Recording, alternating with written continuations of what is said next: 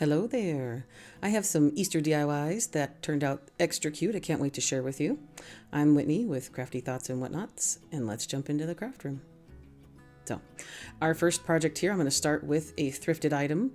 This little sign is, whatever. As soon as I saw it, I saw how hollow it was. I knew I was going to use it as a little container. But also, it's a, I didn't pay $2.99, but look at that date, 5/5/2022. So originally it was $8, and then Ross made it $5, and then Goodwill made it $3. And then I think on that day I don't ever buy anything full price, so I'm pretty sure I got it for half of that. But anyways, we're gonna clean it off, take the tags off, and I have these little bean pot candle cups that I got from Amazon a while back. There's about 25 in them. I checked just recently while recording this, while editing this, and you can still get 25 of them for about $17, but you can get like 12 of them for 10. So it's still worth it. These are a decent size. What I'm going to do is I'm going to rough up the bottom corners, each corner, just to get enough of the wood showing through, because we're going to use wood glue to attach these little feet. We're going to make these little bean pot candle cups. We're turning them into feet. Basically, they're little finials or whatever. I like them. I'm going to make them feet. So I'm only using wood glue. This is a Dollar Tree wood glue that is actually a very good wood glue in my opinion. And a lot of people will say that. And that's all I'm using on here. I'm not going to use hot glue. And then I saw the little holes in these, and I decided to fill them all with hot glue. So, there's that added chance that there might be some of it soaking down into the bottom. I mean, who knows? It's probably a complete waste of time, space, and air. But for me, hey, in my creative mind, this was, instrumental to the structure of anyways. So let that dry for a day. Come back. So now all the feet are nice and they're not going anywhere because that is wood glue and that is some good stuff. So we're ready to paint this girl up. We are going to go with a beautiful little orange that I like from DIY Paints called Summer Crush. I get all my DIY products from miltonsdaughter.com. Lori is the owner. She is an awesome individual. There's a link in a code for the codes for qualified items. But there's also a incentive for return business. It's just, I get a lot of stuff from there. Take a peek. You're going to see that quite often in my videos. DIY, IOD products, rice papers, pin art, all kinds of goodies. So in any event, we're taking this Summer Crush and I'm doing 2 coats. So you'll see this was 1 coat and it dries up pretty light colored. And now I'm doing a 2nd coat, and that's because I'm covering up that dark blue. Now, DIY paint is very pigmented, so normally I only ever do 1 coat on many things. And half the time it's like a coat and a half, but don't worry about getting the bottom because we're going to fill it with stuff. We're going to fill it with good stuff. But now that all this paint is dry, we are going to take something else also from miltonsdaughter.com. I've gotten a stencil. Now, this is a Decoupage Queen reusable stencil, and this is a really good stencil. I get Decoupage Queen rice papers from Lori at miltonsdaughter.com, but this is my first stencil. Awesome stencil. You'll see me use it here. So I have a little piece of paper I taped down. That's where I'm going to tap off most of my paint. The paint that I'm using here is a DIY paint also in the color Beadboard, which is a really pretty white color. It's not bright white and it's not a cream color. It's like the perfect farmhouse white color because you don't really want stark bright white for that. In any event, I'm going to be lazy and not hold this or tape this down. So it works out. And a couple times, yes, you'll see throughout. I'll show you it on the top. I made a boo-boo and I had to take it off. And the best part about this paint is that it's a clay-based paint, so it's water soluble. So if you make a mistake, you can wipe it off with a baby wipe or paper towel and water, and you're good to go. Now, the Summer Crush underneath there, that orange, oh, look how cute this is. I love this little brick pattern. It's just, I knew I liked it. I also got another one from her recently. It's a honeycomb with bees on it because I'm going to be doing a bee video pretty soon. And that one I'm going to be using next soon. Also, they wipe off very well because, again, the DIY paint itself comes off easy. It doesn't stain. You can scratch it off if you need to, off of the stencil, of course. This particular instance, we're going to make sure we dry off what's there. Now, I'm not only doing a light amount of paint here. I'm specifically, purposely making sure that this is splotchy and kind of not filled in because I want that distressed look, which we're going to wax it and put some dirt. We're going to make it look dirty because that's what I like. I like to make things look dirty and old. So then I do one edge, I do the second edge. Now that first edge is a little crooked in my opinion. You let me know what you think, but we'll just make that the back. And then on the edges here on each end and on the corners, I made them kind of solid so that it lines up on the corners. And I felt that looked super cute. And again, the reason why is because I wanted to. I mean, why do we do anything, right? It's because I want to. I think it's cute. The little bricks make it look like it was like kind of put together that way. So all 4 sides are done. Now we're going to do the top. Now, if you see over here on the right hand side, that got a little bit, it bled through because I've used way too much paint. Now the left and the right look, or left and the top and bottom look good. So here, this is just a baby's wipe, a baby wipe. So I'm using a baby wipe and I'm getting all of that white off of there. It did take some of the summer crush off. So I just literally took another baby wipe, it's a little bit dry, and I dabbed the summer crush back on. Then I dried it. And I did this all within a few minutes. It's nothing that took a lot of time because I'm very impatient with a lot of things. So here I'm going back over it. I still think I used a little bit too much. I wanted it to be kind of light and distressed looking, but in any event, I got the crisp lines I wanted so it doesn't look just like it's bled. And then here's me cleaning it off. And of course I've sped this up, super fast, but it dries off quickly. It cleaned off quickly. Again, it was white paint, so you really couldn't see it that well, but I usually wash off all of my stencils after I use them. If you use acrylic paints or other types of paints, those will stain, and you will see sometimes that the stencils, I don't like my stencils to have paint on them. Sometimes you can't avoid it, but with DIY paint, you'll never really have that issue. So then I'm taking what's left over on my stencil brush and I'm dry brushing the rest of it. So I put the paint on the little feetsies we put on, and then also the bottom. And then I did go over the stencil itself to kind of give it that shadowy, dusty look. And now what we have to do is we have to seal it all with wax. So I'm going to use, again, DIY. It's another same thing from Milton Stoddard. It's a DIY brand. This is the clear wax. And we need to seal it because DIY paints do not have sealer in them. And like I had mentioned before, since they are water soluble, they can be reactivated. Now, the longer you let it sit and the more it cures, it takes a decent amount of elbow grease to get that off with water. Again, half the time, honestly, when are your items ever going to get wet where they're at? I can't tell you how many times I've made a floral arrangement and I put it in my front entry hall and just all the water, from the indoor rain in the desert where I live. I'm kidding. Moisture, I'm not sure. There's instances where, moisture and those things can happen. So in any event, it needs to be sealed because it does not have a built-in sealer. So that's what the clear wax is for.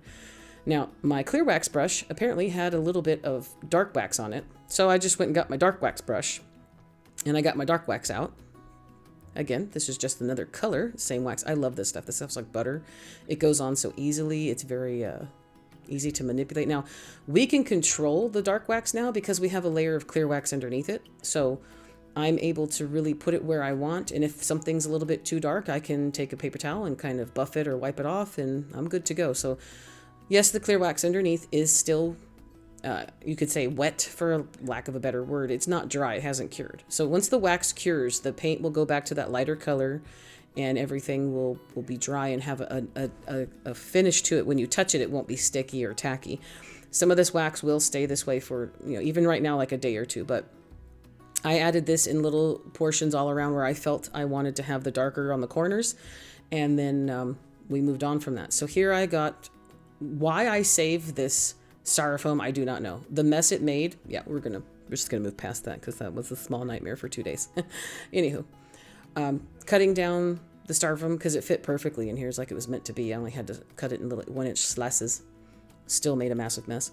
Made my eye twitch for at least 20 minutes, but we're gonna glue this down in so I have a solid piece here. I just use regular styrofoam.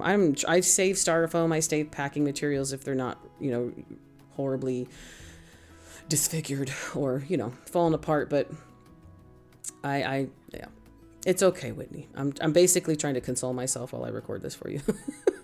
Now you see here I put the Spanish moss on top of that, and then now we're going to go into our Ashland brand springtime or spring something.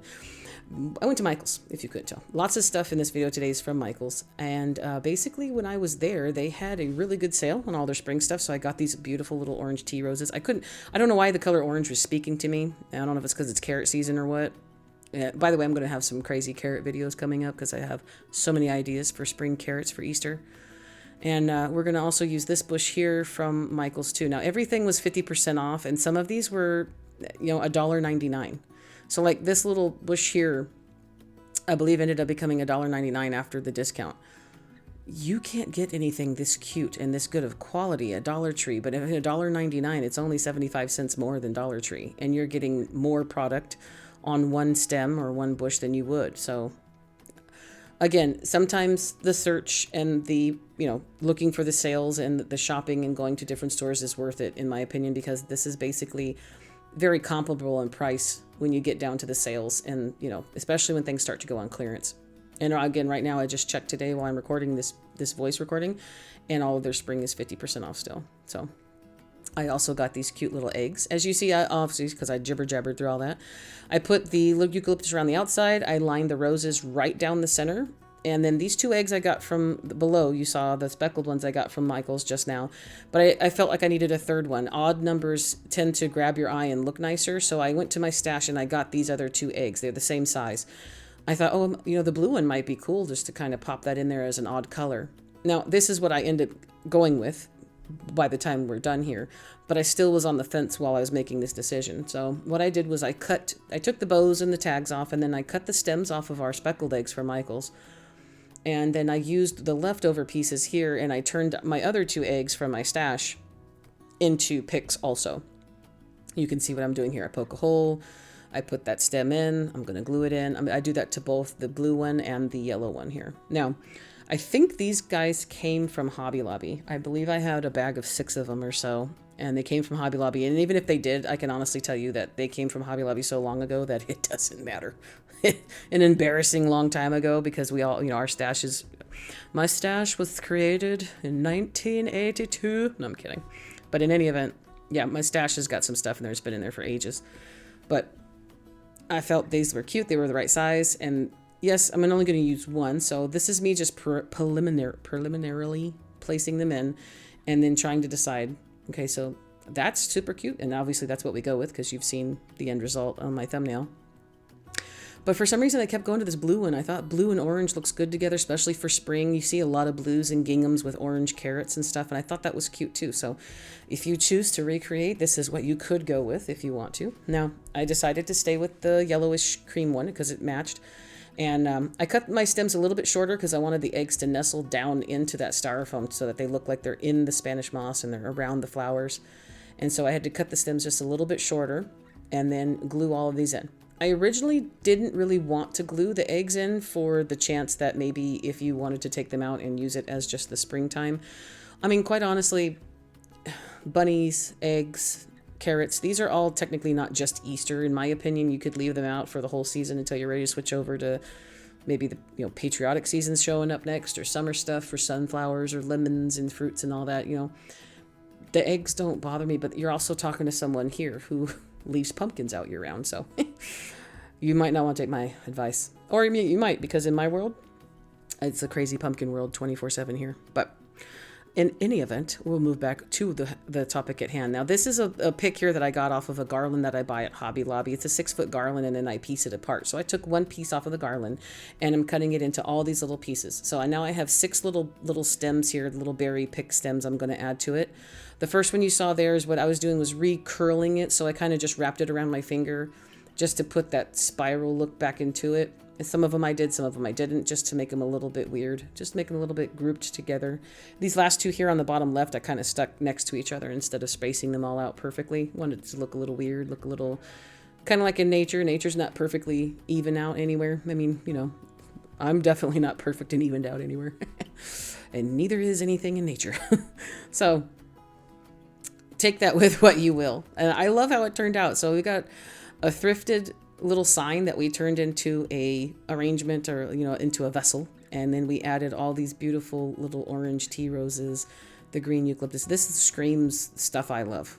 I really do. And I honestly would love to have put pumpkins in there and leave that out year round. White pumpkins or green pumpkins, man. Okay, I'm sorry. I'll step down off of my pumpkin platform. Tell me what you think, though. Now, our second DIY here, I grabbed one of these older signs I had from, obviously, you could tell I bought that during Valentine's Day, but again, that was probably a couple years ago. There's comparable things at Dollar Tree constantly. And what I'm going to do is I'm going to paint the back of it with my Debbie's DIY paint in the color B-board. This paint has been thinned down because this was one of my older jars that I literally was almost out of, and it got really thick, so I just added water and I really thinned it out. So then I still have more product. Now I'm going to have to put a couple coats in here because all I want to do is I want to cover up the back of this because we're going to decoupage this really beautiful paper into it. And so it's going to take a couple coats. Now, normally if you have the regular 100% to ready to go DIY paint, you only need one coat. I had to do a couple coats. And then you see here, I'm just wiping that off the edges because, again, baby wipe, it's not sealed. It comes off with water. So here I'm just cleaning it up, drying it, doing my different coats, drying it, doing coats. And the reason why is because I need to have a white background for this beautiful decoupage paper. So this is what we're working with. Yeah, there's some pieces in there you can see rubbed off. But again, we're putting this paper over top. And my main purpose of that is because I want the image to pop. So my best idea here to get the creases right is to put it on top and then rub your finger across the inside of the frame. So you have the closest you have the closest measurement to what you actually really need to put on the inside of your frame.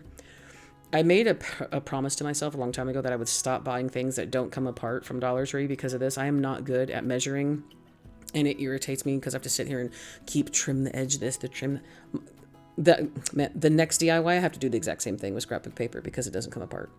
And I normally said I'll look at it. If it doesn't come apart like a picture frame, then I'm not going to get it. But I've had these for a very long time. So now we cut our decoupage paper down to the right size. We're going to use a crystal clear chandelier liquid patina. I love this stuff for decoupage medium. I also cannot describe to you more how wonderful the papers are that come from that Lori keeps stock of at Milton Sauter. There's 3 or 4 or 5 different brands of papers, decoupage papers she's had. I've used all of them and I love them all. I do not have wrinkles. I do not have bubbles. I don't have tearing. And of course, I use the liquid patina for all of it. If you are a Mod Podge person, or you could even use just glue and water mixture, you can make all your stuff. Please do you and do what you find best works. I've struggled very much so in the past with many times, and I literally never decoupaged after a certain amount of time because I would have so many problems.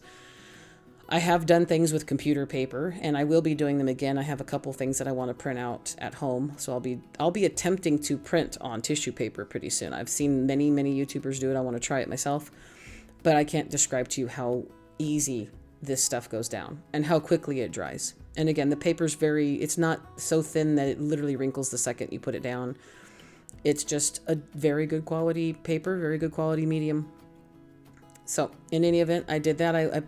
I do a starter strip. You saw me put that down, and then I put another coat over the top, and it was dry.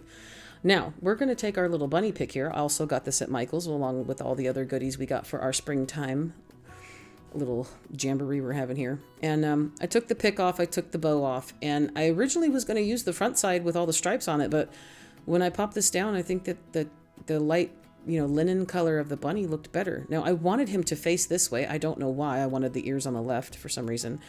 But I wanted the brightness on this side. So I took my Tim Holtz Distress Archival ink and love this color vintage photo.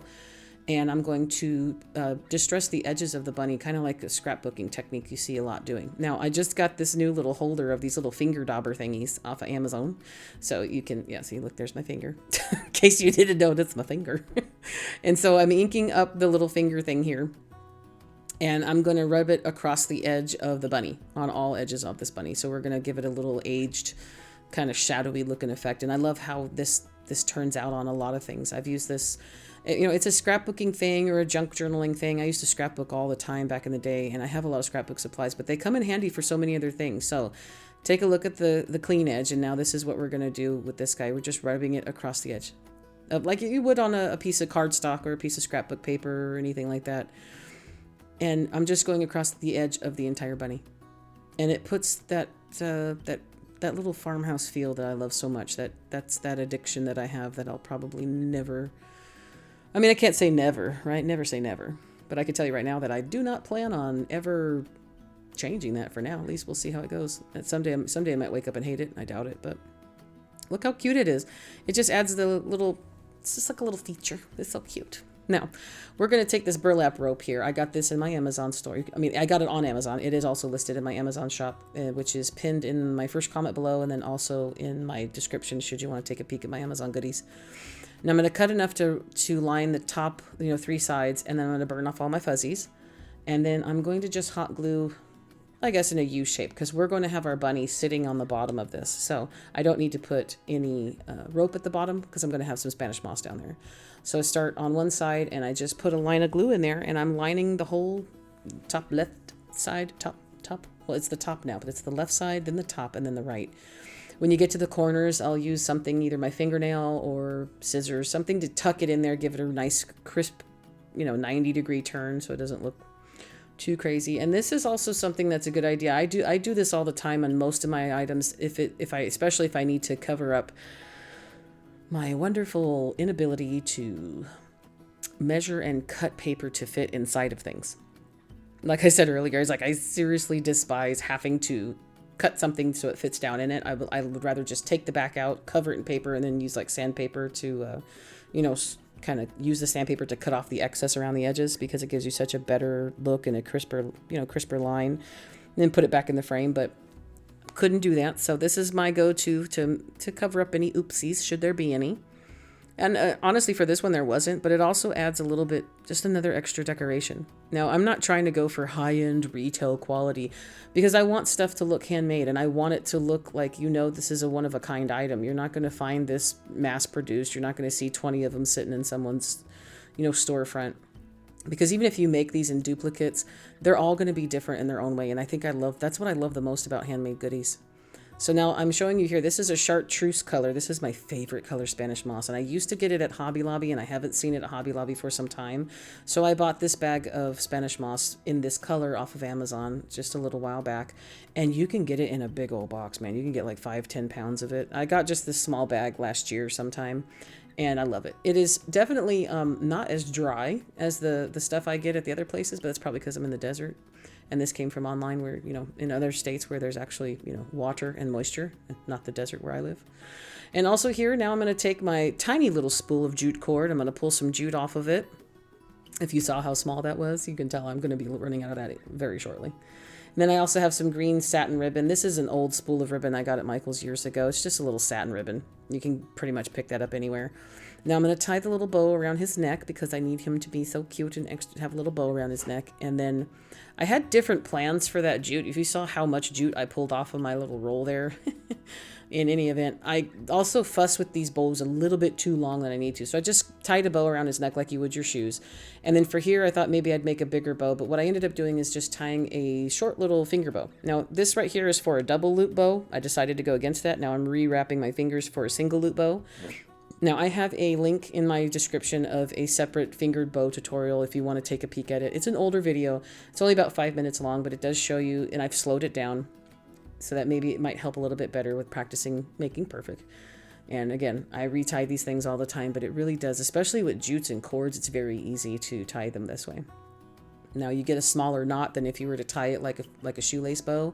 And sometimes that helps depending on how bulky you don't want it to stick that far off of your project, or have too many, some of those bows make it very uneven, and then things kind of stick out in the wrong way. But again, finger bows for me, I was determined to learn, and I practiced until I got it down. And even then there are days I don't got it down. Now I attached my little jute guy on top of our little green satin one there for just a little bit more layers and colors and all that. And now I'm going to tuck my bunny behind that green Spanish moss. I'm going to get him down as far as I can. I tried to not put as much glue behind that moss just yet, because I knew I wanted my bunny to go down a bit lower. So I got him lined up where I wanted. I leaned it forward, and then I'm going to put the glue behind the bunny and make sure I just keep him in the center space where I want him. And then I'm going to, fuss around with the ribbon and all that. But I'm also going to take the moss, tuck it around him. I'm going to put a little bit down at the bottom so that the moss sticks to the bottom of our bunny. So our bunny's sitting in the grass with us. And then I'm going to just kind of tap that back in and make sure things are right. Now, this ribbon over here was not making me happy. So I tacked it down, and I basically told it where I wanted its permanent home to be. And I forced it into staying here. So now it's a prisoner. It's a pretty little prisoner. Look how cute it is. Now, the other one I left the way it was because it was sitting right. I liked it. I liked it. Because, that's a word. Liked it. I liked it. Now, here I got a pick from a bundle of baby's breath. This was something I got at Hobby Lobby who knows how long ago. It's just, again, stash. We'll stay my stash. It's just a kind of a rougher baby's breath, and I just started to cut it down into the tiniest pieces. So I took one little bundle off of this big bouquet, and then I took that and I cut all those bundles off, and then those bundles I cut down even shorter. Basically, I just wanted the fluffier white pieces to show in the Spanish moss. I wanted it to look like maybe a little bit of grassy fields with some flowers. Make up your own story, and then basically your creation comes to life. So I'm almost making a story slash collage in my mind while I'm creating. This is the fun stuff for me. All these little tiny details. I get so much glue on my fingernails. I burn myself. I don't know. It just, when I'm doing these kinds of things and these ideas come to me, and then you get those little clicks where you're like, yes, I love this. Because there was like 3 or 4 other little bundles of greenery that I picked out that I didn't like. Nothing looked right. And I was like, no, I need something even smaller. And this baby's breath little pieces were like the perfect little accent. Just make it look cute. Could also do all kinds of things. You could put like a little bird down there, a kind of nest, a small nest, or even some tiny eggs, or even little tiny baby carrots. You could do anything with this. I just wanted it to look more springy. Just wanted to add the flowers because there's not enough flowers behind it with the florals. But I love how it looks. You tell me what you think. I think the ink around the edge of the bunny is what's really selling me on. This is very springtime, very classic, just happy bunnies. Now remember, bunnies can stay out year round, or, I mean, there are people who love bunnies. There's also people who decorate with them. You don't necessarily have to do these colors either, but bunnies don't always only have to be for spring, just like pumpkins don't only have to be for fall or Thanksgiving or Halloween. My house is a testament to that. And one of these days I should probably do some sort of like little walkthrough so you could see just how much I leave pumpkins out. I am not kidding you. Pumpkins are out year round at my house. Now, this is a stand-up piece. You can still hang it if you want. I probably always lean more towards shelf sitters or tabletop sitters. I don't know. They're super cute, but you tell me what you think. Is it look at old bunny? Him so cute. And now our last DIY for the video, we're going to do another little stand-up shelf sitter thing here. These are the little shadow boxes, I believe. Yeah, wood shadow box. You can get these at Michael's by the checkout registers or in the wood aisle. They're $1 each. They're not anything crazy. And I'm going to use my old and gray barnwood patina again. I love this stuff. I used it in my last video, and I wanted to use it on a different wood this time. So yes, it's a DIY product. Also, I purchased it at miltonsdaughter.com. It is the best thing. If you looked on the front of it there, it says instant weathered wood look. And it really is perfect. So you get that beautiful gray tint to it, but this isn't even doing its justice right now. I put this first layer on the back, and then let me see if I'm not sure if I cut it out here, because I try not to cut out a lot of things so that you guys can see everything, which is why my videos end up being, for 3 projects about an hour long, which is ridiculous. So here, I did wipe it off, but it was too light. So what I decided to do on this instance is I'm just going to leave the layer on and let it dry as is. So I do wipe it off with the hardware on the back there, just to make sure that, it doesn't make the sawtooth hanger sticky. And then I did the front edges and the inside edges, because we are going to put some scrapbook paper in the back of it. So you only need to do the inside just to make sure everything's cohesive and it matches and it's cute. So that's what we're with once we let it dry. Look at that pretty color. I love that pretty. It's so pretty. That pretty color. And now that I think about it, I probably should have put some white wax on it just to make it look dusty. Now, I got this new paper pack from Michael's while I was there because everything was on sale. And it had some really pretty springtime flowers in it. And Lord knows I do not need any more scrapbook paper. I don't need any more anything, but I bought it. It was so super cheapy sale, I couldn't say no. So I did the same thing. I took this paper, I laid it on top, and I'm rubbing my thumb on the inside of the frame to give myself a good idea of the inside measurements without actually having to take a ruler and mess it up. Now this one I did get pretty dang close to what I needed. I only had to shave off just a little bit with the scissors. I didn't actually have to take off, full chunks to where I needed to worry about how straight I'm making the line cut, because yeah, I have a paper cutter I could have got out, but again, I'm lazy. But these also, look how small, watch. You'll see just how much like little tiny piece that falls off of there. This is all I had to keep doing just to make sure. See these small little shavings off the edges? I got it so close to it that there was not an issue to where I had to actually go get like to worry about straight lines. Let's put it that way. Find my words. I didn't have to worry about straight lines. So I have my glue runner that I got off of Amazon. I did find myself a big humongoloid glue runner. It's not going to run out of glue in one project.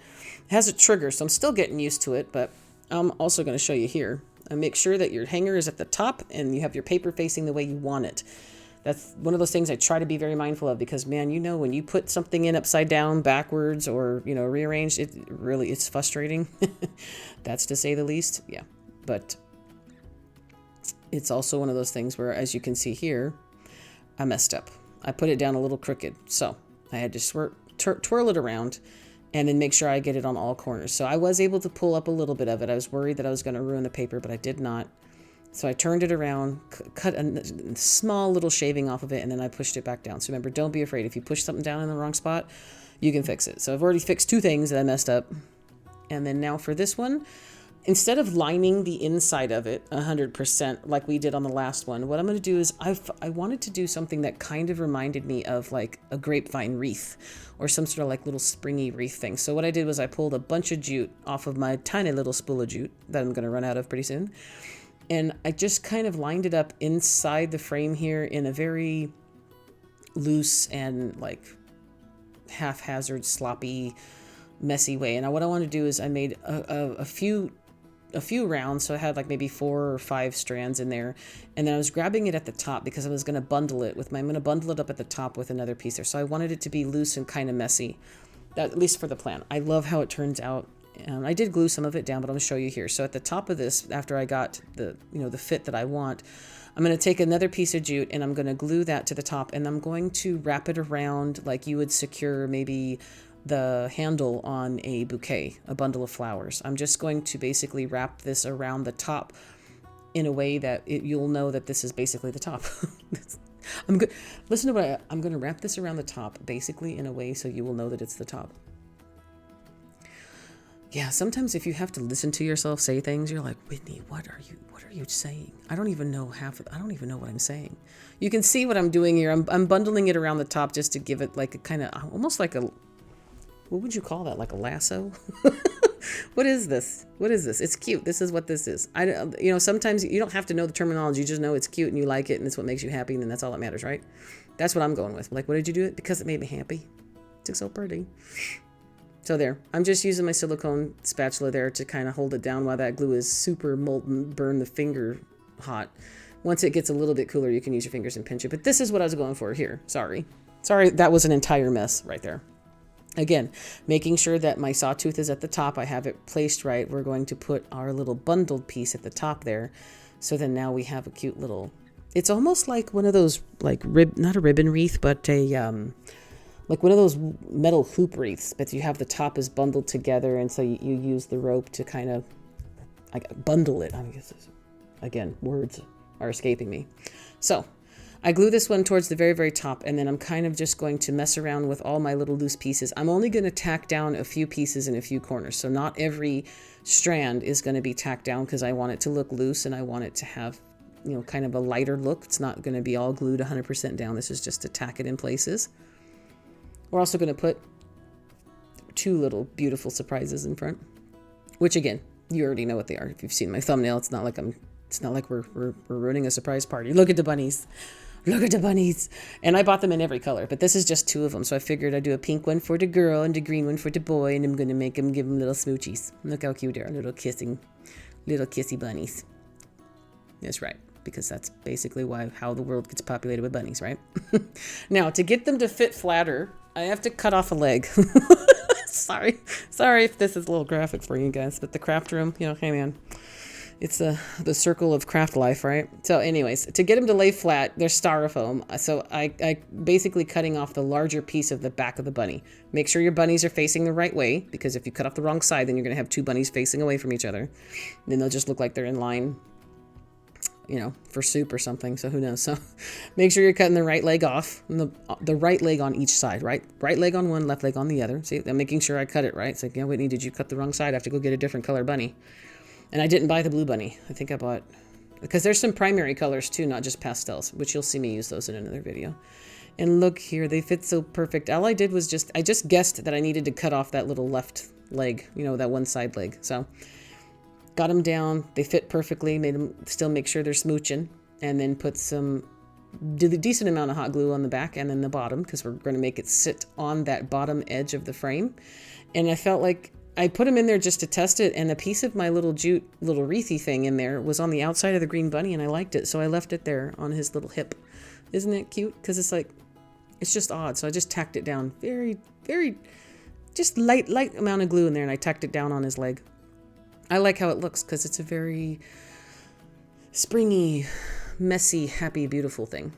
I like the way it's just kind of not exactly uniform and not neat. I like the messy with the florals, with the elegant, with the, I like mixing things together. I do that a lot. And now the pink girl is down and now they're kissing. Look how cute it is. It's cute for Valentine's Day too. Little kissing bunnies or any styrofoam shaped creature you might find.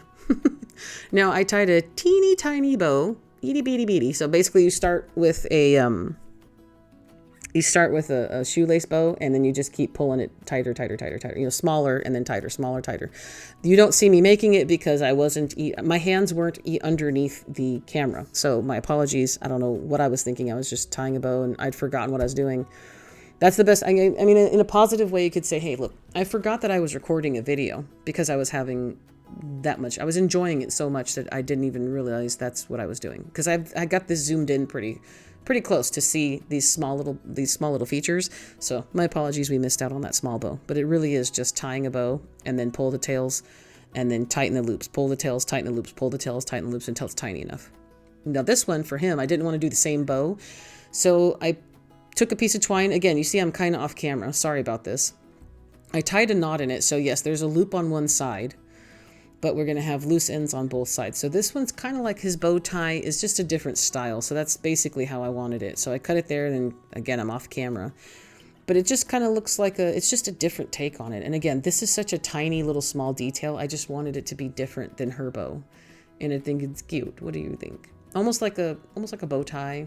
I've also thought about at one point maybe trying to make like an actual tie for him, but I didn't want it to be on his chest facing her. I wanted it to be on the side of his neck, facing out towards us, since we're the ones looking at it too for our happiness. So if that makes any sense, please let me know. Tell me I'm not alone with my weird thought processes, because yeah, we're all just a little mad here, right? After I got these down, you can stop here if you want, because that is adorable on its own. And again, I got that paper around those edges so good that there is no worries about having to cover it up. But I have to add greenery because greenery is in my chemical makeup. I live in the desert. If you're not familiar with me, I live in the desert. So if there's a chance I can add something green to it, I will. Now, I cut a bunch of pieces off of another pick that I got at Michael's. Now, that pick right there, it's a cute, decent little size of like 3 stems, which you get a lot of little buds on it. I think that's regularly $1.99. So I got that for under $1. It was on sale.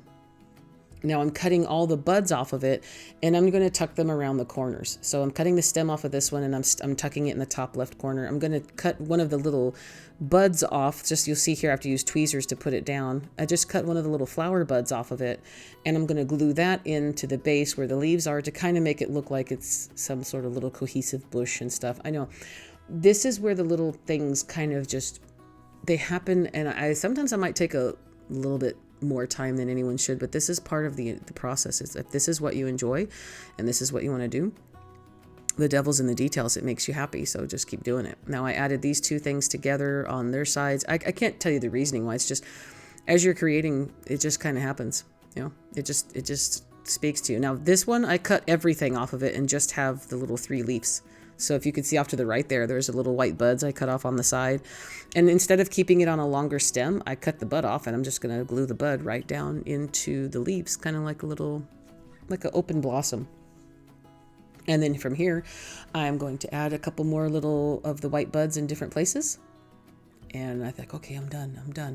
And then I completely forgot that I bought something extra. So you could stop again if you want. But I bought these little handles from Amazon with this exact project in mind. And I said, I want to make this look like a little drawer.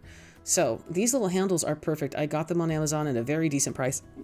At the moment, I can't remember how much it is, but they are linked in my description. I'll make sure you guys can see them. If you want to take a peek at the shop, you'll see it, and you can grab some for yourself. They're a great size. They're about 3 inches total from end to end.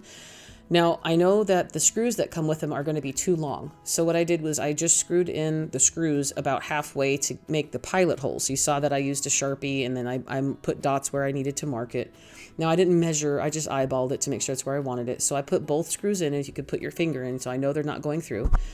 Then I take the screws out, and I'm going to use my wire cutters to cut off the end of the screw. So this is what I'm trying to measure here. This is how much it's going to stick out if we put it all the way down. So I'm just cutting off a decent amount of the bottom of that screw. Now, this wasn't exactly easy, but these screws aren't, made of, they're not like Superman screws, you know what I'm saying? They're not horrible, but yeah.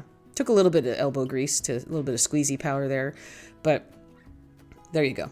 cut the piece off, cut the tip off, and that's really all we need. And since we've already used the sharp part to make our guide holes, you're not going to have a problem. So just put your handles back over the holes that we already made when the screws were still sharp. We're going to take our little cut screws and we're just going to re-secure that down into our drawer. But again, I wanted it to look like a little drawer that you pulled out and then you made like a little collage inside of it kind of thing. That's what I was going for. And I think it looks cute. It adds just another little piece to it that just kind of makes me happy. And again, you can do this with the Dollar Tree crates. You can do this with, these are the little boxes from Michael's, but anything that like that. So you can still hang it on the wall too. And it's still perfect. You could also hang it by the handle here if you're hanging it maybe from the ceiling, like a ceiling hook or something. Again, this is such a tiny item, I wouldn't hang it from the ceiling because you'll never be able to see it. But, you know, you get the premises there. You could do this on a larger scale.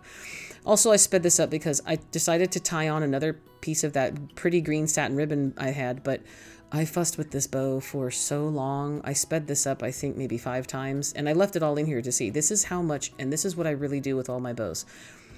I pull, I twist, I turn, I fuss, I fluff, I mean, it's ridiculous. And I've gotten angry at myself for spending so much time on one little bow because you know what's going to happen. This bow is not going to stay this way. If we pack it away or if I ship it, whatever, you know, as all these beautiful little girls are going to be listed in my coffee shop. So if you want to take a peek at the coffee shop, you could. It's not going to look like this when it gets to from point A to point B. And I'm sitting here fussing with it for like 10 minutes.